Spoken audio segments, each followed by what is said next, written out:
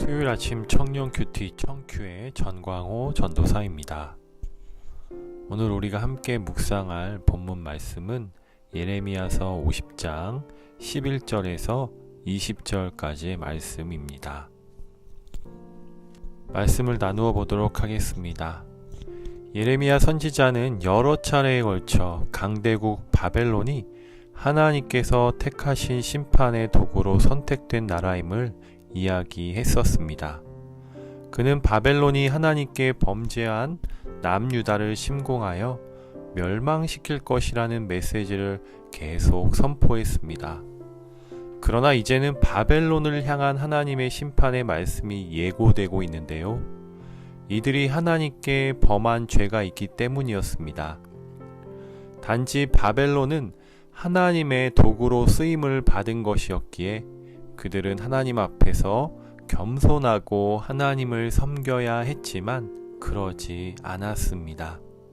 자신들의 능력으로 그 모든 승리를 이루었다고 승리감에 도취되어 여호와 하나님을 멸시했습니다. 자신들이 섬기는 우상이 유다 백성들이 섬기는 하나님을 이겼다고 믿고 하나님을 멸시했습니다.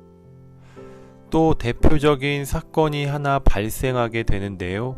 바벨론에 벨사살이라는 왕이 있었습니다. 그는 유명한 느부갓네살 왕의 아들이지요. 그는 여호와의 성전에서 기물을 탈취하는 사건을 만들었는데요. 그 여호와의 성물을 자신들의 잔치상에 술잔으로 사용한 것입니다. 다니엘서 5장 말씀을 살펴보면 하나님께서 그 자리에서 메네메네 데겔 오르바신 이라는 글을 통해 바벨론의 심판을 말씀하시는데요. 잠깐 다니엘서의 말씀을 살펴보도록 하겠습니다. 어느 날 벨사살은 1000명의 귀인을 초청하여 왕궁에서 큰 잔치를 열었습니다. 마침 왕이 술을 마시다가 맞은편 벽을 바라보았습니다. 놀랍게도 왕궁 촛대 맞은편 벽에 사람도 없고 팔도 없고 손가락 하나가 나타나서 벽에 글씨를 써놓고 사라졌습니다. 그것을 본 벨사살 왕은 너무나 놀라서 낯빛이 변하고 번민하며 두려움에 떨었습니다. 왕은 즉시 술자리를 멈추고 바벨론의 술객들과 박사들과 점쟁이들을 불러서 큰 소리로 그 글씨를 읽고 해석하게 했습니다. 그리고 그 글씨를 해석하는 자에게 자주옷을 입히며 금사슬을 목에 들이우며 나라의 3번째 통치자로 삼겠다고 공표했습니다. 그러나 놀랍게도 아무도 그 글씨를 읽지 못하고 해석도 못하는 것이었습니다. 왕의 두려움은 점점 더해져 갔습니다. 마침 왕비가 이 소식을 듣고 왕궁 잔치에 들어갔습니다.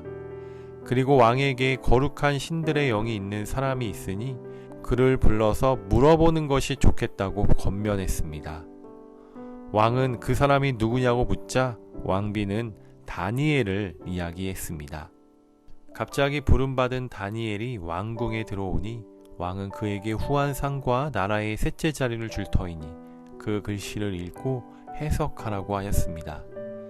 다니엘은 왕의 귀한 예물은 왕이 스스로 취하시고 왕의 상급은 다른 사람에게 주라고 이야기했습니다.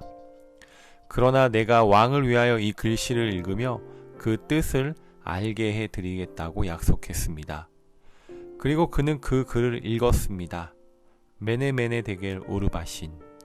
그리고 그 뜻을 자세히 해석하여 주었습니다.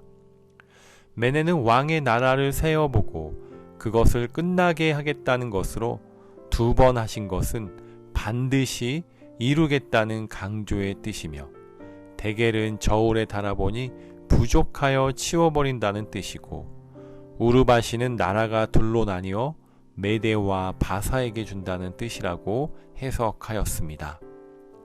즉 세어보고 달아보니 모자라서 치워버리고 다른 데로 넘겨버리겠다는 말이었습니다. 벨사살 왕의 행적을 세어보고 달아보아도 모자라서 다른 나라에 넘기시겠다는 하나님의 심판의 계시였습니다. 예레미야서에는 자세히 기록되어 있지 않지만 포로로 바벨론에 끌려갔던 하나님의 사람 다니엘을 통해서 사건의 정황을 엿볼 수 있습니다.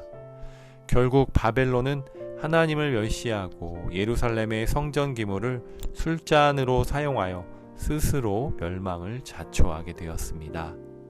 결국 북방 민족인 메데와 바사라는 페르시아 연합군의 공격을 받아 바벨론은 멸망하게 됩니다. 이처럼 하나님의 크신 권능과 능력으로 바벨론을 벌하시고 자기 백성인 이스라엘을 약속의 땅으로 돌아오게 하며 회복시켜 주실 것을 보여주십니다.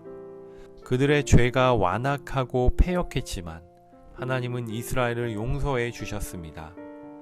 오늘 말씀을 통해서 우리에게 주시는 교훈은 이 세상을 다스리시고 주관하시는 하나님을 바라보며 하나님의 하나님 되심을 찬양하며 하나님을 섬기는 우리 존귀한 청년들이 다 되시기를 주님의 이름으로 축복합니다. 아멘.